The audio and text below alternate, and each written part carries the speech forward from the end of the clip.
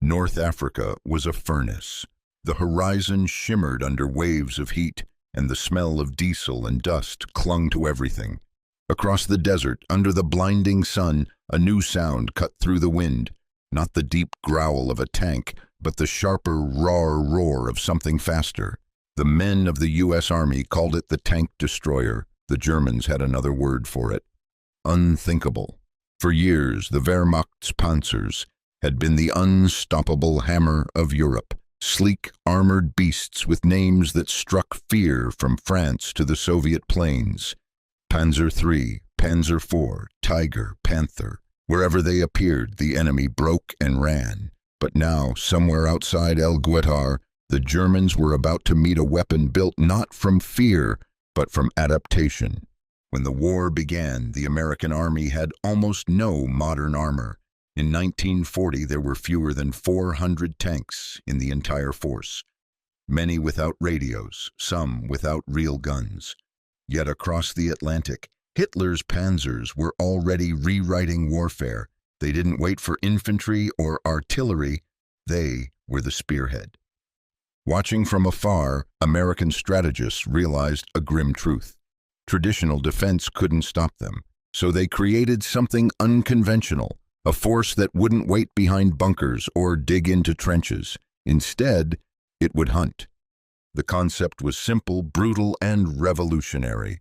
A tank destroyer wasn't meant to slug it out toe-to-toe. It was meant to seek, strike, and disappear. General Leslie McNair, the architect of modern U.S. land doctrine, believed the answer to German armor wasn't more tanks, but faster guns. In 1941, at the massive Louisiana maneuvers, he put that theory to the test. What happened stunned everyone. McNair's prototype tank destroyer units, lighter, faster, and coordinated through radio, outflanked and destroyed entire armored divisions in mock battle. They were like wolves circling a lumbering bear. By 1942, McNair had convinced Washington. A new branch was born, the Tank Destroyer Command, headquartered at Fort Hood, Texas. Their symbol was a snarling black cat leaping through a yellow circle, claws out, striking a tank. The motto was short, defiant, and perfect. Seek, strike, destroy. The men who joined the command were told from day one, "You are not tankers. You are hunters." They learned to fight without cover, to move fast, to use terrain like camouflage. Their first machines were crude but deadly. The M3 gun motor carriage, a 75mm cannon bolted to a half-track, was open-topped, thin-skinned, and terrifyingly exposed.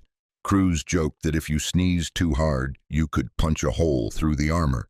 But what it lacked in protection, it made up for in agility. And in the deserts of Tunisia, agility was everything. By March 1943, the Americans faced the Germans head-on near El Guetar. The 601st Tank Destroyer Battalion, led by Lieutenant Colonel Robert Cole, waited quietly behind low dunes. 31 M3s were hidden in the scrub, their engines silent. The sun climbed higher, turning the sand into fire. Then, dust on the horizon. Dozens of German tanks, their black crosses glinting, rolled into view. The 10th Panzer Division, battle-hardened, confident, unstoppable. The Americans watched through binoculars. One gunner whispered, "Oh, they don't even know we're here." Cole's voice came over the radio. "Hold fire! Let them come closer. 500 yards, 400, 200. Then he gave the order. The desert exploded. Dozens of 75mm guns roared at once, their shells slamming into the German formation. The first Panther erupted in flame, then another and another. The Germans fired back blindly. Their rounds tore through sand and smoke, striking nothing but empty ground.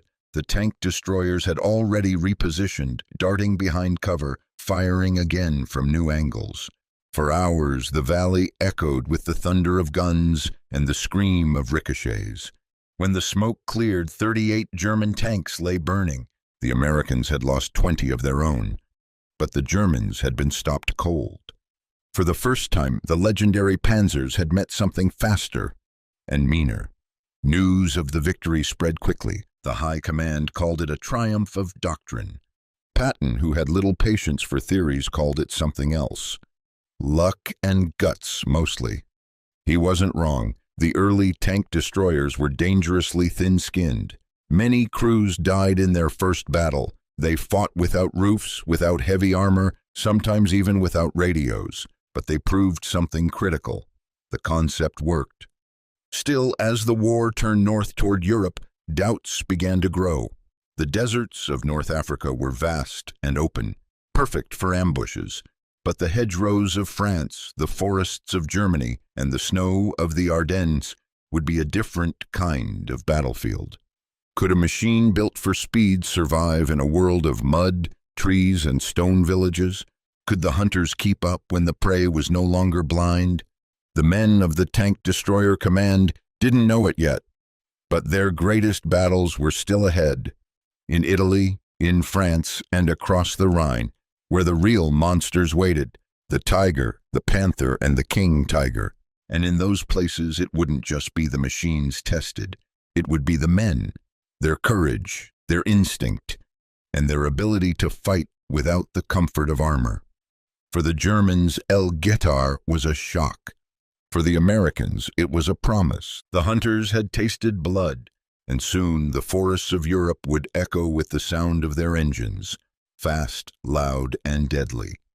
The spring of 1944 brought a new kind of war, not in open deserts, but in the green hedgerows of France. The ground was soft, the air thick with smoke, and the horizon broken by walls of trees and stone. This was not a battlefield for glory. It was a place of patience and nerves, where every bend in a country road could hide a German gun and every field could turn into a killing zone. The Tank Destroyer Command entered this world armed with a new weapon, the M10 Wolverine. It was a step forward from the fragile M3 half-track, a true armored vehicle built on a Sherman chassis, fitted with a powerful 3-inch gun and a rotating open turret. Still open-topped, still lightly armored, but faster and deadlier than anything that had come before. Its crews called it the Wolverine. The Germans, after meeting it in battle, learned to fear its sudden bite. The 899th, 601st, and 635th Tank Destroyer Battalions rolled through Normandy behind the infantry divisions. They were no longer experimental. They were essential. Each one trained to fight tanks head-on, to react in seconds, not minutes. And in France, they would face the greatest test of all, the Panther. The Panther was the pride of Hitler's Panzer arm, sloped armor, thick plating, and a high-velocity 75mm gun that could kill a Sherman from 2,000 yards. To many, it seemed invincible. But the men of the Tank Destroyer Command didn't see invincibility. They saw a target. They learned to fight differently. No long duels across open plains. Those would be suicide. Instead, they hunted from cover, from the corners of hedgerows, from churchyards, from behind farm walls. Each ambush was planned in seconds, executed in moments. The Germans advanced methodically, their turrets sweeping. They never saw the M10s until the first gun fired. A flash, a streak of light, and the crack of impact. One Panther stopped dead, smoke boiling from its hatches. Another turned its turret toward the flash and caught a second round in the side armor. Then the M10s were gone, reversing behind cover, shifting positions before the Germans could react. It was war fought with reflexes and courage, not mass or armor. In one brutal engagement outside Mortain, a small detachment of M10s held off a full panzer column trying to cut through the American lines. The tank destroyers moved from one hedge to the next, trading positions, firing, retreating, firing again. They destroyed 12 German tanks in a single afternoon. One gunner later wrote in his diary, "We had no armor worth the name, but we had radios, guts, and luck, and somehow that was enough." By late summer, the doctrine evolved again. The Army realized that speed, not armor, was the tank destroyer's real weapon. That thinking gave birth to the M18 Hellcat, the fastest armored vehicle of World War II. It could reach 55 miles per hour on flat ground. Its engine roared like an aircraft. Its turret could spin a full circle in seconds. To fight in one was both thrilling and terrifying. The armor was barely an inch thick. A single hit could set it ablaze. Crews joked that they didn't drive the Hellcat. They survived it, but they also loved it, because in the hands of a skilled crew, it was unstoppable. The 705th Tank Destroyer Battalion took their Hellcats into France through the fog and rain of the autumn campaign. Their motto, "Speed is life." And when the Germans launched their last great counteroffensive, the Battle of the Bulge, it was the Hellcats that answered. In the forests of the Ardennes, American units were being torn apart by Tiger tanks and winter itself. Roads were frozen, supplies low, morale lower, but the tank destroyers moved anyway, engines roaring through snow-choked valleys, seeking the enemy before the enemy could see them. Outside Bastogne, the 705's M18s struck a column of German Panthers moving through a wooded road. The Americans were outnumbered 5-1, but their speed turned the balance. They darted from cover to cover, firing on the move, never staying long enough for return fire. One crew destroyed 3 Panthers in 6 minutes. Another took out a Tiger with a side shot at just 400 yards. When the smoke cleared, the Germans withdrew.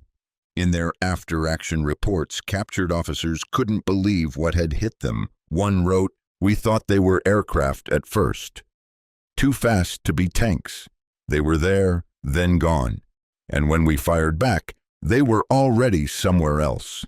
That was the moment the Tank Destroyer Command reached its full power, not through armor or numbers, but through mastery. Each crewman had become a predator, calculating, ruthless, fearless. The Hellcat wasn't built to take a hit. It was built to make sure no hit ever landed. By the end of 1944, German tank crews began to fear the open countryside. Every tree line, every bend in the road, every village bell tower might hide a gun trained on them. The Panzers were still deadly, but now they hesitated, and that hesitation cost them the war. Because when a German tank stopped to look, a tank destroyer was already moving. Faster, quieter, deadlier. The Americans had rewritten the rules again. They no longer needed to outgun the enemy. They simply outthought him. The Ardennes, December 1944. The forest was silent, the kind of silence that felt heavy, like the world was holding its breath. Snow fell in slow flakes, covering everything. The roads, the wrecks, the bodies. The trees stood black against the white, and somewhere in the mist, the engines of the German army were waking up. On December 16th, Hitler threw his last dice. 200,000 men, 1,000 tanks, and the full weight of the Wehrmacht's remaining strength surged west. It was the Battle of the Bulge, and for the first time since D-Day, the Americans were caught completely off guard. The roads through the Ardennes filled with retreating convoys, shattered units, and burning vehicles. Communication broke down, radios jammed, snow muffled everything. For a few terrifying days, the U.S. front looked ready to collapse. But in the chaos, one force moved with purpose. The tank destroyers, the 705th, 811th, and 638th Tank Destroyer Battalions raced toward the front, engines howling through blizzards, snow whipping into open cockpits. Men frozen to the bone but refusing to slow down. They weren't waiting for orders. They were hunting. At Bastogne, the 705th took position alongside the 101st Airborne Division, the Screaming Eagles, who were surrounded, outnumbered, and nearly out of ammunition. The men in foxholes could hear the German armor grinding closer through the trees. Then, in the distance, came a new sound. High-pitched, fast, relentless. The M18 Hellcats were arriving, They slid into position on the icy ridges overlooking the road from Noville. Their crews could barely feel their fingers. Inside the open-topped turrets, snowflakes hissed against red-hot gun barrels. The first German Panthers appeared through the smoke, dark shapes against the snow. The gunners whispered corrections. 200 yards, left of the barn. Fire, the Hellcats roared. The first shell tore into a Panther's flank. The second hit its ammunition rack. The explosion turned the forest orange. Another Panther fired back. The shell hit short, spraying snow over the Hellcats' open crew. The loader didn't flinch. Another round was in the breach before the smoke cleared. The tank destroyers fought like ghosts. Shoot, reverse, move, fire again. The snow made it impossible for the Germans to see where the next shot was coming from. By nightfall, the road to Bastogne was littered with burning tanks. When General McAuliffe, commander of the 101st, received the German demand for surrender, he gave his famous reply, "Nuts." What most people don't know is that when those words were sent, the 705th's Hellcats were still firing. They were the steel backbone that allowed Bastogne to hold. But that was only one pocket of the storm. Across the bulge, the tank destroyers were fighting everywhere, from the frozen hills of Saint-Vith to the crossroads of Houffalize. The 602nd Battalion held a bridge near Hotten against an entire Panzer regiment. Their M36 Jacksons, the newest model, armed with a 90mm gun, blasted through Panther armor that had once seemed untouchable. When the battle was over, 21 German tanks lay wrecked in the snow. The M36 was the answer to every complaint tank destroyer crews had ever made. It was heavier than the Hellcat, slower, but its firepower was devastating. The 90mm gun could destroy a Tiger II, the dreaded King Tiger, at 1,000 yards. For the first time, American crews no longer had to fear distance. Still, speed remained their greatest ally. The Hellcats darted through forests, crossed frozen rivers, and flanked German columns before they could react. Their crews carried extra fuel strapped to the sides, sometimes fighting for 20 hours straight. They didn't wait for the enemy to come. They went looking for him. At one crossroads, a platoon of 3 M18 ran straight into 8 German tanks. Outnumbered, outgunned, and trapped, they split up, each driver flooring the throttle in different directions, guns firing as they moved. When the smoke cleared, 5 of the 8 German tanks were destroyed. 2 Hellcats had been lost. But the road was still American. By early January 1945, the German advance was dying. Their tanks were out of fuel, their lines stretched thin, their morale shattered. The Panzers that had terrified Europe for 5 years were now trapped in the snow, waiting for an enemy they couldn't see. Fast, unseen, deadly. Captured soldiers would later describe the fear. "We were told the Americans had no tanks that could fight ours," one Panzer lieutenant wrote. But these were not tanks, they were phantoms. By the time the weather cleared and Allied air power returned, the outcome was sealed. The skies filled with Thunderbolts and Mustangs, and the ground belonged to the tank destroyers. In 6 weeks of fighting, the Tank Destroyer Command destroyed over 700 German tanks and assault guns. The cost was high. Hundreds of American crews killed or burned in open-topped vehicles. But they had done what no one thought possible. They had met the best Germany had to offer. The Tigers, the Panthers, the King Tigers, and stopped them cold. When the snow began to melt in February, the survivors of the 705th rolled into the ruins of Bastogne. Their vehicles were covered in soot, their uniforms black with grease. They were exhausted, hollow-eyed, and quiet. They didn't cheer, they didn't celebrate, they just kept moving east. Because the war wasn't over, not yet. The tank destroyers still had one more job to do, to cross the Rhine, to chase the dying Wehrmacht back into its heartland and to end the war they had helped turn. March 1945. The Rhine, the last great barrier between the Allied armies and the heart of Germany. Its waters were cold, gray, and wide, a natural wall that Hitler believed would hold the Americans back for months. But he underestimated the kind of men crossing it. The tank destroyers had been fighting without pause since Normandy. From hedgerows to frozen forests, they'd hunted and killed every kind of armored monster the Reich had thrown at them. Now, as Patton's Third Army reached the Rhine, they were no longer the desperate improvisation of 1942. They were a weapon, honed, experienced, and lethal. On the western bank, the ground shook as columns of M10 Wolverines, M18 Hellcats, and the heavier M36 Jacksons lined up to cross. Their turrets were blackened from months of combat.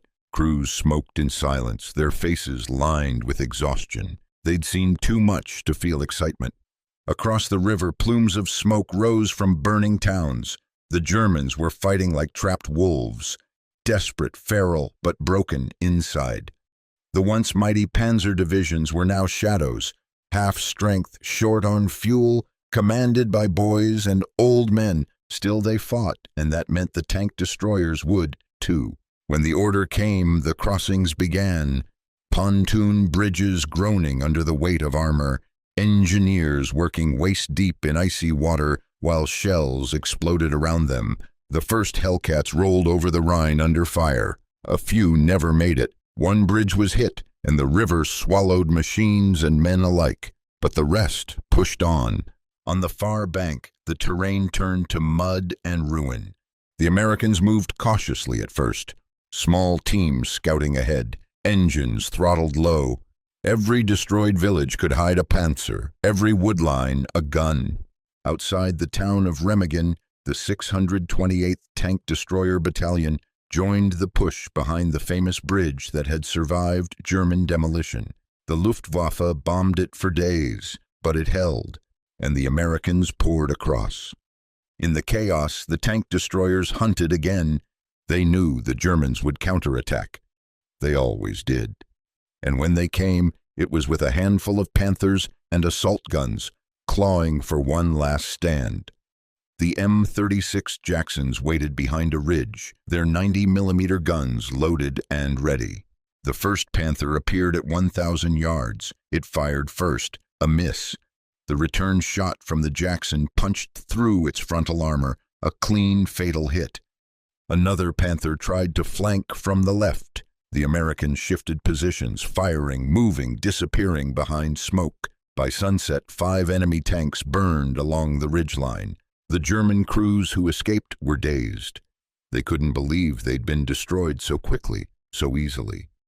"Your tanks are too light," one captured officer told an American sergeant. "Maybe," the sergeant replied, "but we don't sit still long enough for that to matter." That was the truth of it. The tank destroyers had turned mobility into art.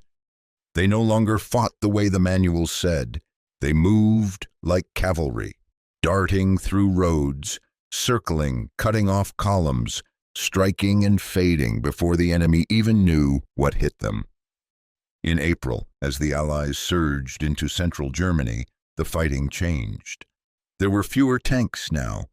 The once mighty Panzers were running out of fuel, left abandoned on roadsides like corpses of steel.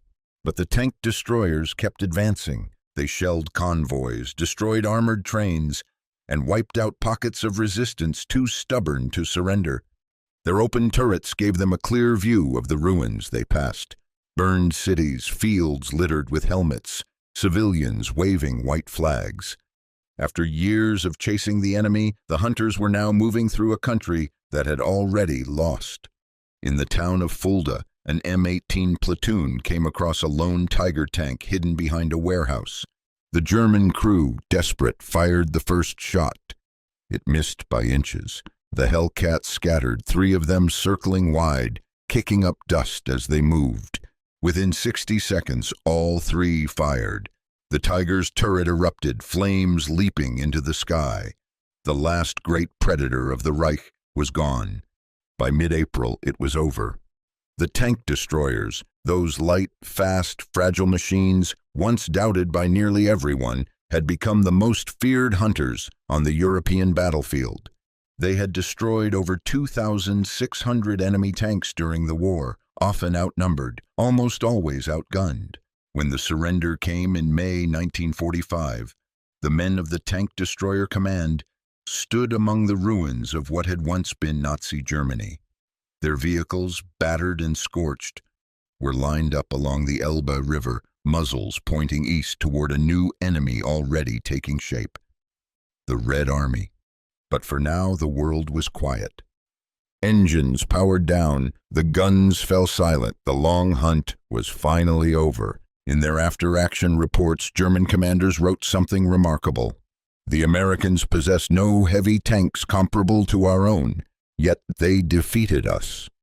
Their mobility and coordination make them impossible to counter. Their tank destroyers are everywhere and nowhere. That was the legacy of the Tank Destroyer Command.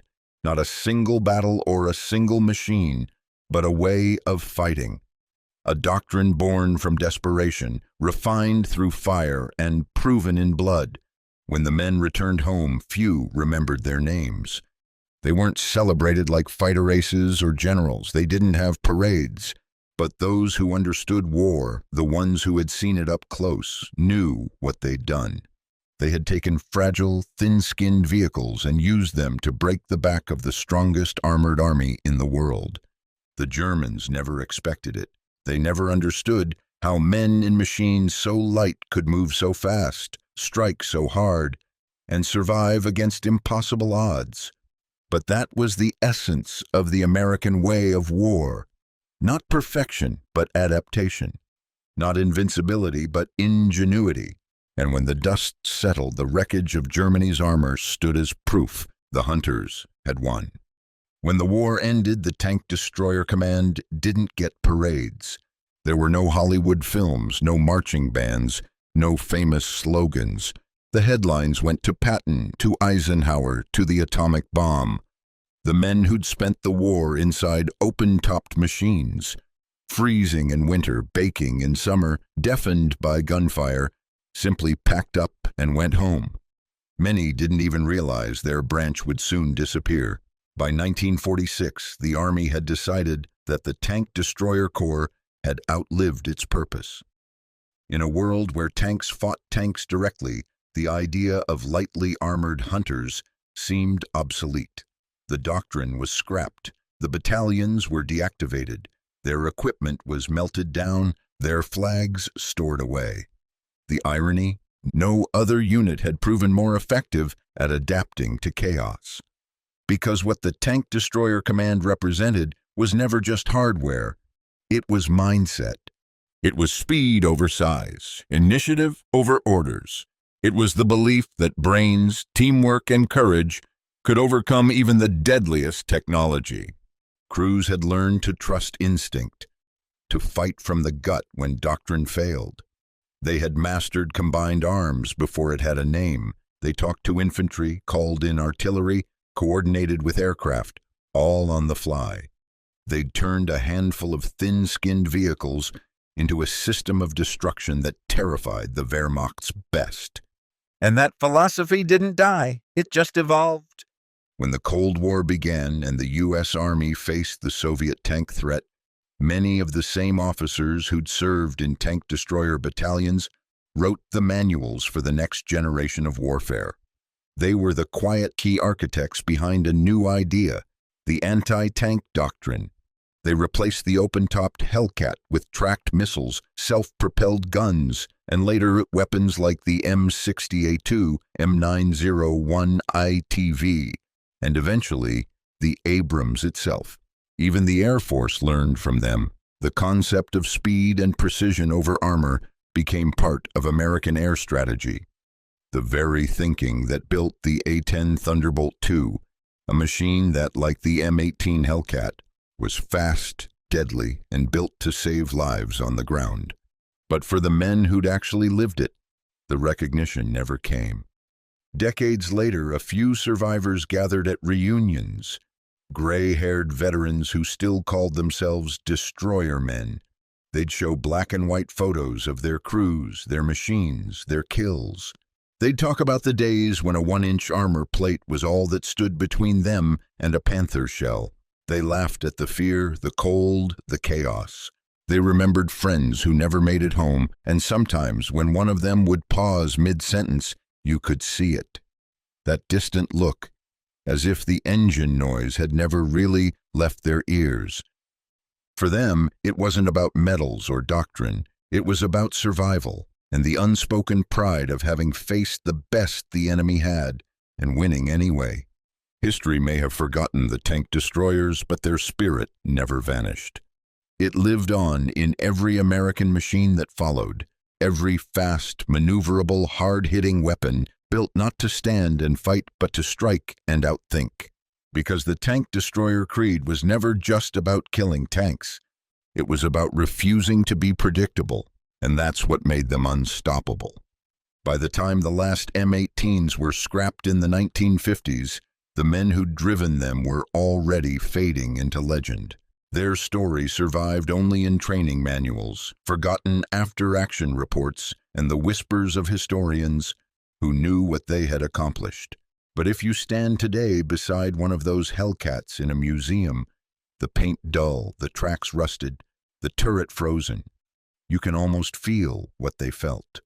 The cold metal under your hands, the open sky above, the sense that everything depended on how fast you could think, how steady you could aim, and how brave you could be when the first shot rang out. Those machines were more than weapons. They were symbols of something the Germans could never quite understand, the sheer willpower of ordinary men facing impossible odds and refusing to break. When the Panzer crews called them the ghosts that hunt in daylight, they weren't wrong, because that's exactly what they were.